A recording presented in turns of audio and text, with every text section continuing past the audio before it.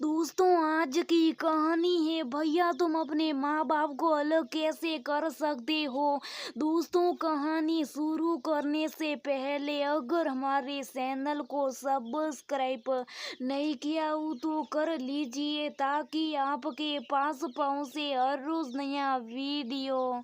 भाई समझता क्या है, अपने आप को आज जाने दो उसे। घर पर रात को मैं फोन पर बात करूंगी। सुबी ने अपनी माँ से कहा और फोन रख दिया। सुबी रसोई में काम तो कर रही थी लेकिन दिमाग अपने मायके में पड़ा हुआ था। सुबी बड़बड़ाती जा रही थी। अभी जुमा जुमा 6 महीने हुए नई शादी को और मये को अभी से माँ पापा गलत लगने लगे। आज रात ही उसका दिमाग साफ करूंगी। जरूरत पड़ी तो सविता से भी बात करूंगी। आज शरीर से ज्यादा सुबह का दिमाग थक गया था। दोपहर का काम खत्म कर आराम करने का सोच थोड़ी देर कमरे में जाकर लेटी और कब आंख लगी पता ही नहीं चला। अचानक दरवाजे की घंटी की आवाज से उसकी नींद खुली। दरवाजा खोला और सामने शरद को देख बोली, आज आप जल्दी आ गए। ऑफिस से घड़ी देखो मोहतरमा, शाम के 7 बज रहे। लगता है आज कुछ ज्यादा काम कर लिया तुमने, जो इतना थकी हुई लग रही हो। शरद ने का बिना कोई प्रतिक्रिया दी सुबह शाही बनाने के लिए रसोई की तरफ बढ़ गई और शरद भी फ्रेश होने के लिए कमरे में चले गए। शाही पीते पीते भी सुबह खोई हुई थी। शरद के पूछने पर उसने सुबह माँ से हुई फोन पर सारी बात बताई और फिर से उदास हो गई।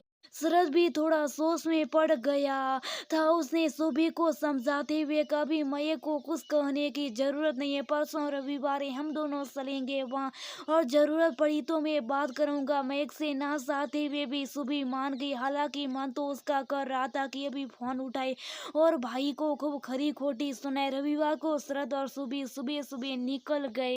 2 घंटे का सफर तय कर घर के सामने गाड़ी रोकती सुबह ने जल्दी से उतरकर घर की तरफ रुख किया। शरद अभी भी पार्किंग में ही था और सुबह अपनी मम्मी के घर के सामने थी। दरवाजे खोलो, उसको सामने खड़ा देख सुबह के पापा चौंके और बोले, बेटा बिना बताए इतनी सुबह सुबह सब ठीक है ना।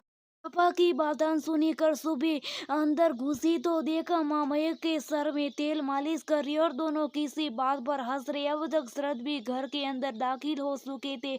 माँ और मयंक को स्वाभाविक बातचीत करते देख सुबह आरसे से देखने लगी। इतने में सविता भी रसोई से बाहर आ उन दोनों को सामने देख बोली, अरे दीदी जीजा जी आप दोनों अचानक कैसे, सब ठीक है ना।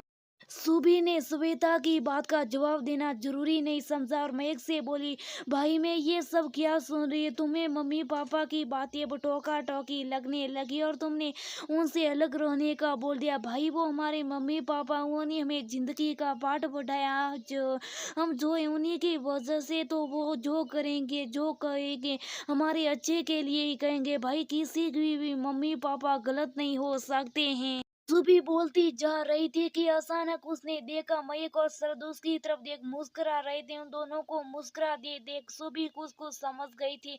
वो कुछ बोलती इससे पहले सविता उसके पास आकर बोली, दीदी आपने सही कहा, मम्मी पापा कभी गलत नहीं हो सकते। वो सही आपके हो, मेरे हो या शरद जीजा जी के। सुबह को अब तक सब कुछ समझ आ चुका था। वो सड़क की तरफ मुड़ी और बोली कि क्या हम माँ और बाबूजी को लेने चल सकते, कहीं जाने की जरूरत नहीं है। बहू अंदर के कमरे में आती आवाज सुन सुबह ने देखा तो उसके सास ससुर सामने खड़े थे।